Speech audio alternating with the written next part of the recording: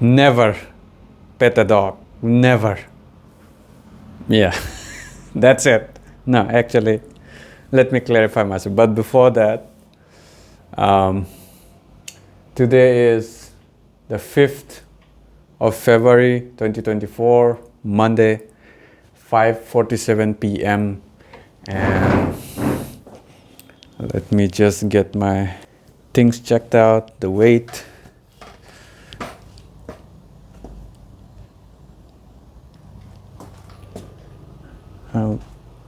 Once again.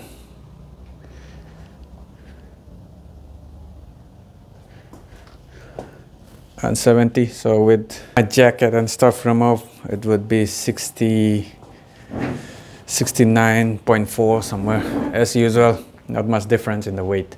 Anyways, getting back to the topic, the reason I say never pet a dog, first, a bit background on myself. I'm 30 years old now, will be 31 this March, and pretty much my whole life I've been around dogs, my friends' dogs and my own dogs as well. I've raised my own dogs, and our family dog, Cloud, he passed away, a Labrador mix. He passed away due to serious tumor on October 2022. So it's been around a year and a half now, and this is probably the only time where I have firmly kept a bit distance from dogs, because after Cloud passed away, I just didn't feel like doing. Plus, also around this time, I've started my whole this self-improvement journey and stuff, and I just don't have the time, like time-wise as well, and emotionally as well. I'm just not ready yet to get into it and all, so I've stayed away. But that aside, so I've been around dogs my whole life, and the reason I say never pet a dog is because I have experienced pretty shitty. Like, I've been bitten a lot in my life.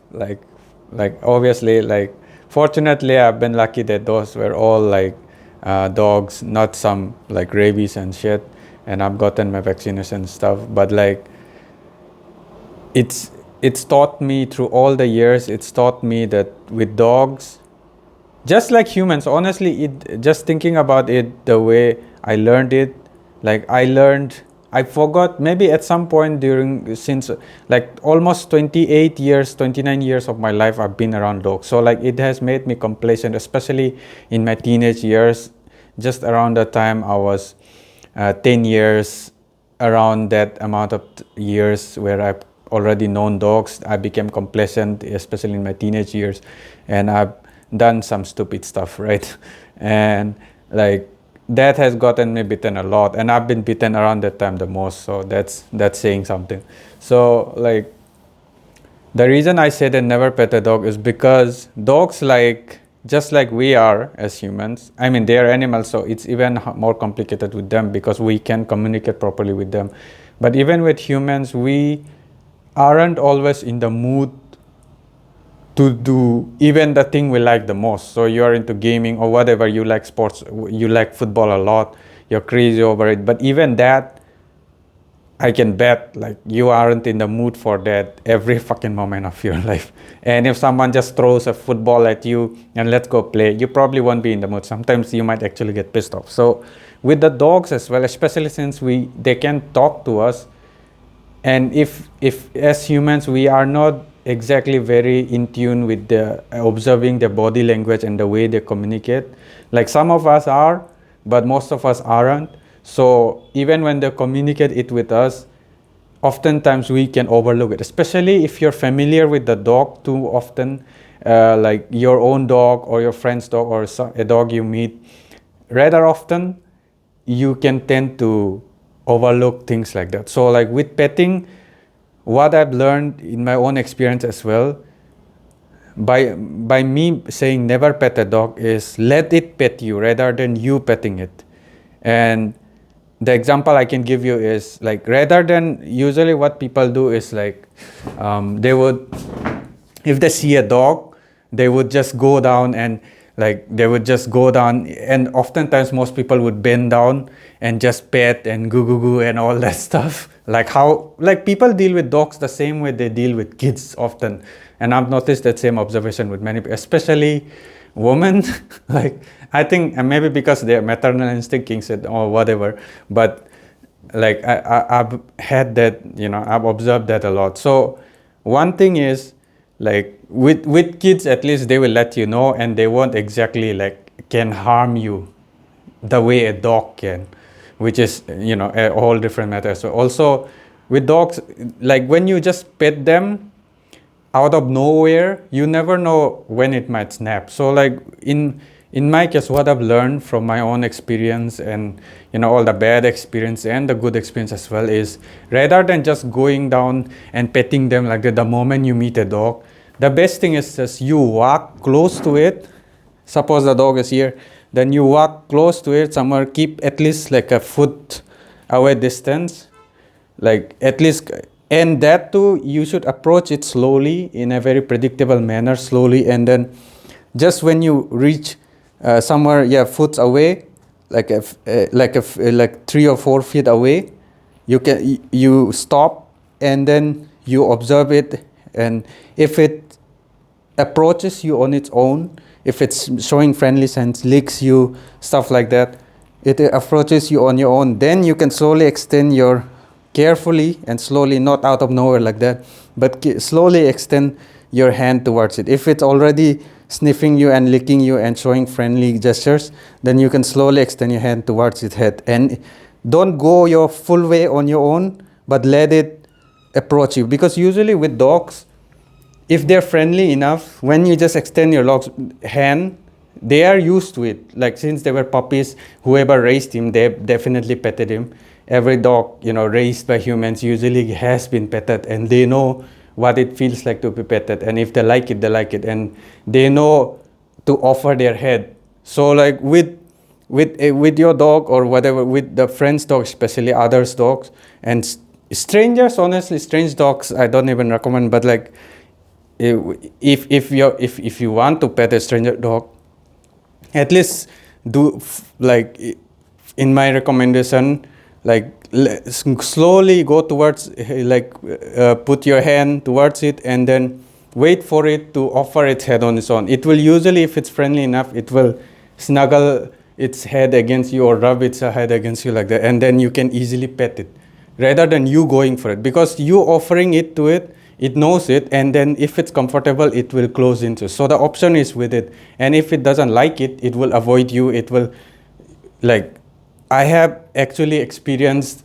a bad incident because of that wrong assumption.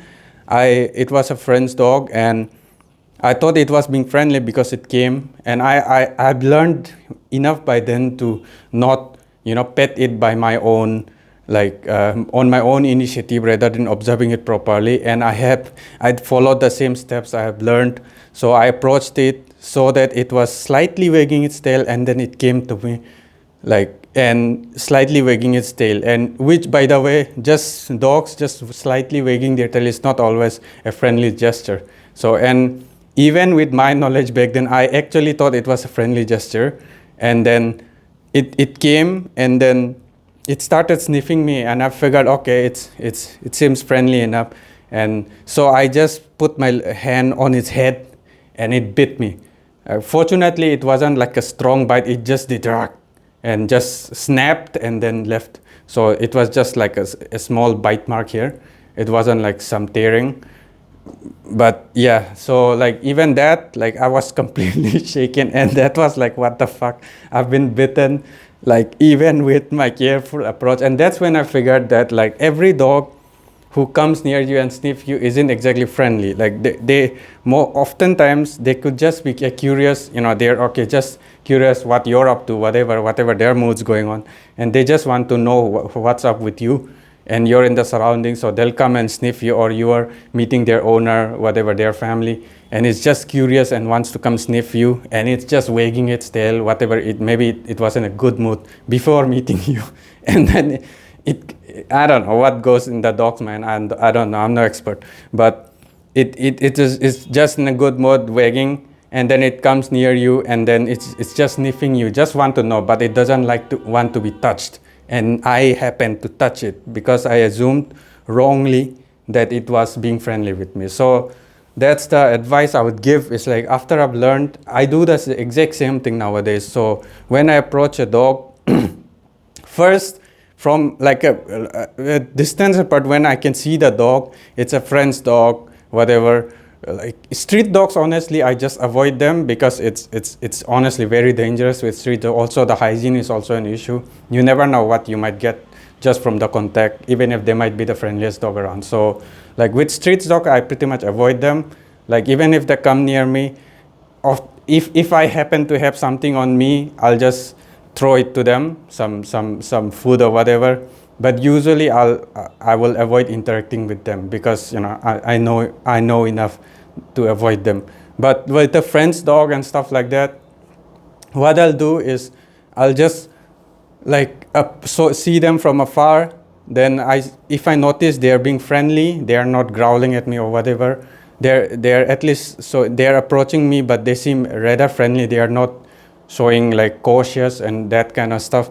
When they're being slightly friendly, they look at least friendly. So, and they're not barking and growling at me, I'll just go approach it slowly, like keeping my emotion in check, because dogs really can sense your emotion. If you're being scared, if you're feeling slightly uneasy, you probably shouldn't approach a dog. When you're feeling uneasy, you're in anger, or your emotions are a bit off, you probably shouldn't approach dogs, because like they do sense it, and you never know how they can react to your volatile emotions, and it might trigger something bad, even with very friendly dogs. So like if you're in a decent mood and then you see a friendly dog, at least when I see a friendly dog when I'm in a decent mood, I'll just approach them slowly and keep a bit of a distance.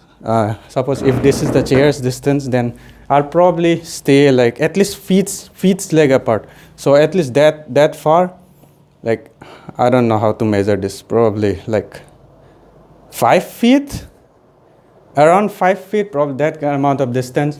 And okay, my alarm's going on. So around that distance, I'll observe it, and I'll wait for it at that distance, and wait for it to approach me, or I'll stop at that distance and then wait for it to approach me on its own. So usually they would come and sniff me, sniff my legs, whatever, sniff my groin area. Dogs do that a lot for some fucked up reason.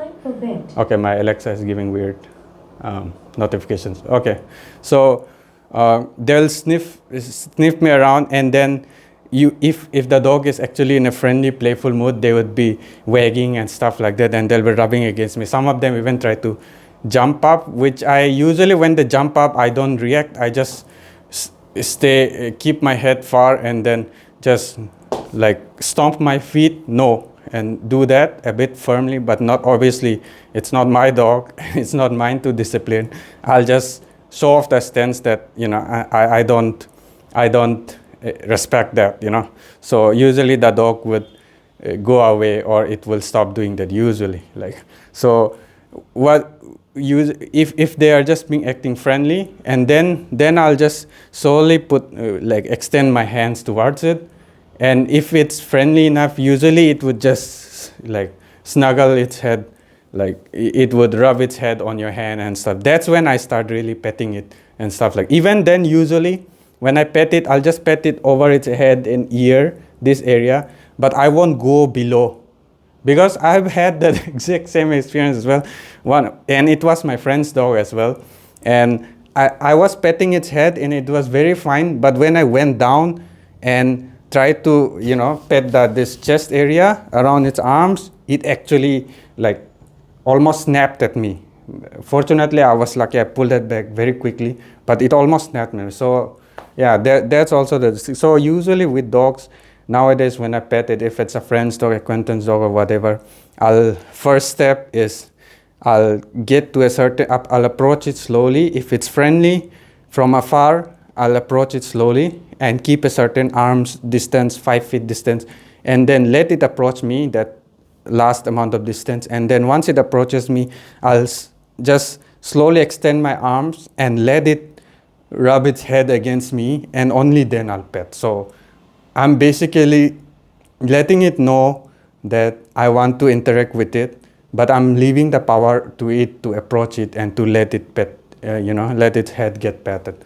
So that I found the safest, and since I've started doing that after after almost 20 years of knowing dogs, since I've started doing that procedure, like those steps exactly, I have the last few years, like 5 to 6 years, I haven't gotten into any issue with dogs. That's kind of my take. That's the reason why I said never pet a dog, because my whole mantra with dogs, interacting with dogs, is let it pet you. Let it. No, it allows you to pet it. My bad. So that's, get its permission, respect its personal space, just like you want your personal space to be respected. We all do, right? Even when we are hugging with friends, whatever, give each other a hug, handshake, and stuff like that. Even with handshakes, man, like when people just, like when you're not offering it and someone just grabs your hand and handshakes you, obviously you won't like it. 95% of people will hate that experience. Usually what happens with a good handshake is they offer it, and then you extend your hand to reach their hand and then shake hands. That's how handshakes work. So even with dogs, at least in my own experience, and I believe on a moral, is that the right word? But on that level, courtesy, I guess, the animal courtesy, whatever you call it, like I'll offer a friendly gesture to it, and I want it to take the next step to make it a friendly exchange. I'll offer the gesture, I'll take the initiative because I want it, I want to pet it. So I'll take the initiative to get close to it, but I'll let it come near me, and make the first contact, right? And then I'll offer the pet, but let it make the decision to bring its head near, touch my hand, for it to be petted. So that is a good experience, because the reason I'm even making this video is, just now I was just watching YouTube as usual and then my feeds, on the shorts, there was a video about never pet a dog you don't know. And that actually, when I saw that, it was about some Chinese lady, I think it was in China, I need to check it again, but it was a video about some woman and her daughter together, and they actually approach a stranger dog, maybe a street dog, I don't know, but they met one on the street somewhere, at least according to the video, it was a stranger dog, a dog she didn't know, and then she actually bent down to the dog's head level, right here. The dog was actually just sitting and just observing, while sitting, and then she actually bent down to the dog's head level and was petting it. So that's absolutely dangerous. And everything I spoke about now was just about petting, man. I didn't even go to the whole bending down your head to their face level. That's absolutely dangerous. I won't do that even with my own dogs. Not that I don't trust them, but it's just with dogs, man, unless you're a pro and you you really understand all their body languages and stuff, you probably shouldn't. And even with my dog, I will do that, really hugging, that kind of gesture where they can easily bite your neck, that kind of distance, where I would bring that distance only with my own dog, and that too on 3 conditions. The first is I am familiar with the dog, and I do meet the dog at least a few times a week, and that dog has been around me for over a year. Basically, I know the dog for over a year. So even with family dogs, your own dog, many times people like they've been away for quite a while, for a few months, and then they met their family dog. So even if it's your dog, a few months could change the dynamics by a lot with hormones and stuff, especially if the dog is not neutered. I think it with their mating season and all that, there's a lot of emotional changes stuff. So like even a few months can change the dynamics. Obviously they won't forget you are part of the family, but they might try to challenge you, or the dynamics changes a lot. So my first condition is you have been with the dog and you have been in touch with the dog for at least once a week for over a year continuously, and there's no like gap, like no big months gap or something between you. That's the first condition with me. And the second condition would be the dog. I need to be absolutely certain when I'm doing that, when I'm trying to hug it and put it like make myself vulnerable to its bite, my neck to its bite, like I'm absolutely certain it is in a good mood. It's like a friendly mood, really friendly mood. And yeah, and it's not over playful either. Playful also is dangerous because they can play bite and stuff, and that's fine with other dogs, but with humans, our neck is very, very fragile. So yeah, if it just play bites here, it's probably not a good idea. They usually don't play bite on the neck from what I have experienced, but you never know. They might accidentally have done it and they might injure you seriously. So that's one thing. So in a controlled but friendly, really friendly mood, but in a controlled manner, not like aggressive play mood. So that's second condition. And the third condition is they are not injured in some way or they are sick. Because when they're sick, they can become grumpy and grouchy. I've been bitten by my own dog when they've been sick, or there is whatever, some kind of injury, some kind of wound, something they've gotten while playing around or whatever, and they suddenly get grouchy. Like that could happen also during mating season, and all those also they get grouchy. So those things can affect the dog. So those three conditions. First, I've known them and have very friendly interactions with them at least once a week for over a year. Second is they are in a good mood, absolutely certain. Third is they are not sick or stuff. So only then, and that to my own dog, I need those at least three conditions fulfilled to, get down to their level or hug them, give them a hug, which is very nice thing to be able to do. I don't deny that, but I've learned enough over the years, at least in my own experience. Maybe I'm a bit, some might call me a bit paranoid for being that careful, but it's just one life, man. Like, and we don't know how, like, what hugging it and stuff entails to dogs, because I don't think they like I don't think dogs have the same sort of like love language as humans. I highly doubt that. And obviously there are individual differences between dogs as well. So like even more like unlikely that it appreciates hugs just like humans do, So yeah, I wouldn't, just to get that hug experience, a selfish, humanly need from the dog, I wouldn't risk like getting my neck exposed to it. No matter how much I trust it, and it probably trusts me too, but like their way of communication is a lot different from us. We need to understand that. We need to be well aware they're not humans. And also, forget the human animal thing. It's just on a personal level, you wouldn't want your personal space to be invaded so frequently, even by your loved one. And same applies to the dog. So respect their personal space and be careful is probably like is definitely my best recommendation, is my best suggestion. And those were basically my thoughts going on when I saw that video. And that guy pointed out similar exact thing, to never pet a dog you don't know and stuff. And I'm going a bit further, that you should never pet even your own dog. Let it pet you, let it pet you. Wait, my head is let it pet. Let it allow you to pet it. I guess that's, so yeah, okay, I'm losing my mind here. So yeah, that's pretty much it. Yeah, okay, that video went long again, but yeah, as usual, this nothing new. Anyways, So that's my rant for today. Like I should do this more often.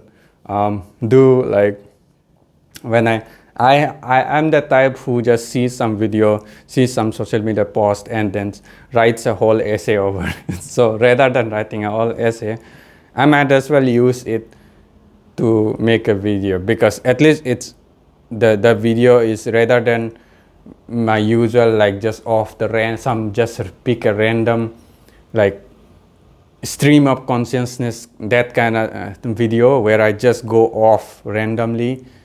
I just see a bottle of water here and then I just start talking about. Rather than doing that completely random stuff, I might as well do some random thing I saw on social media or something that actually actually put some thoughts into me and made me think about it, and actually write it down as a comment or whatever. And that will probably be a lot more meaningful than me just going off and testing my on the fly kind of thing. So yeah, probably should start doing this kind of content. I mean, I did that a few times in this whole daily vlog series, but yeah, today I'm doing it again, and I definitely should make a habit of it. Also, I should stop using the word probably.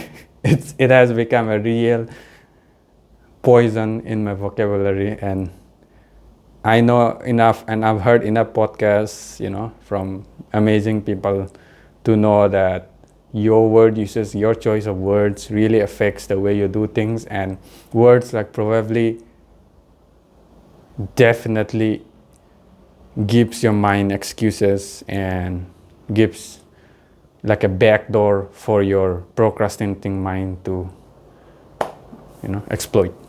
So that's it. Be careful, love your pets, love your dogs, your family, for some it's like spouse as well, which is crazy for me, but like whatever your way, your choice, I guess, your life. But despite whatever relationship you have with your loved furry ones, understand that they are a separate individual as well, and they have their own personal space. Respect that, and they'll respect it back. Respect yours back too. Also know that they are a different species of animals compared to humans, so their love language is and likely different from yours. So yeah, keep that in check. Also, man, as much as I want to like raise another dog and have another one join my family, yeah, I still have like the emotional as well, because Cloud was I brought him to my family. I got him from my friends. A friend of mine, he had a litter of them. Like it's a mixed Labrador and a very mixed breed, a Labrador mix with a local breed from here, the Indian local breed. So he was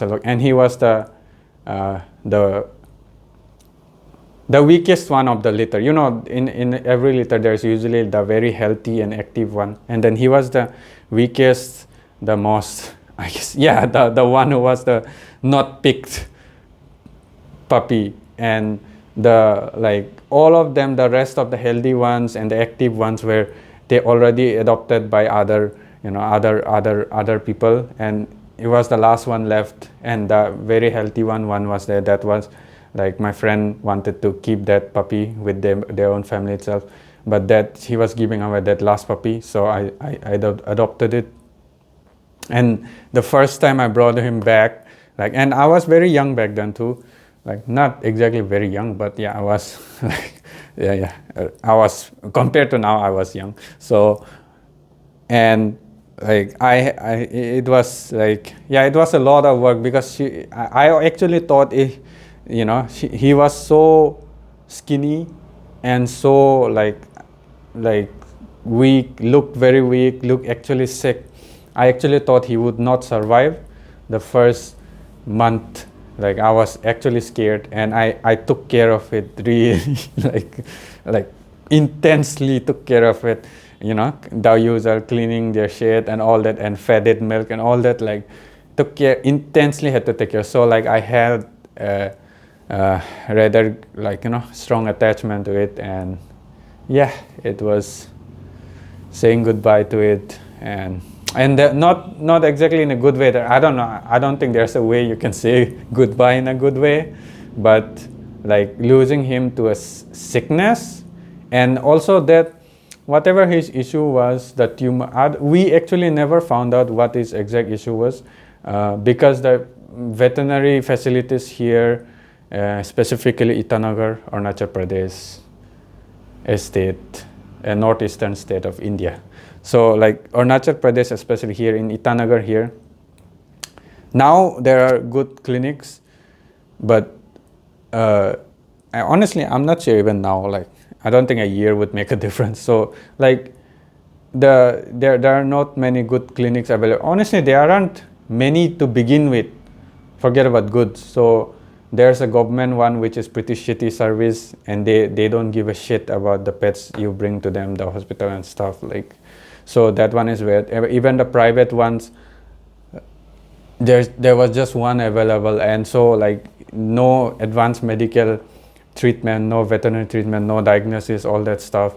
So like with Cloud, he had some recurring wounds, bleeding wounds. It would start bleeding by itself, and it would fester, and then like pus will come out, and then it recovered again, it will start coming out from a different part. So he was like, for the last few months of his life, like he was completely bleeding all over the place, and yeah, it was just a terrible way to say goodbye.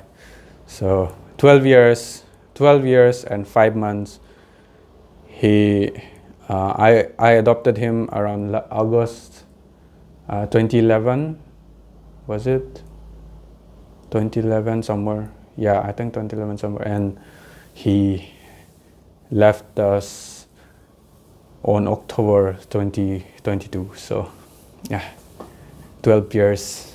And I mean, for dog, I guess 12 years is a decently long life. It's probably 80, I'm guessing 80 years for a human, 70, 80, but it's still, yeah, it was a bad way to say goodbye, I guess.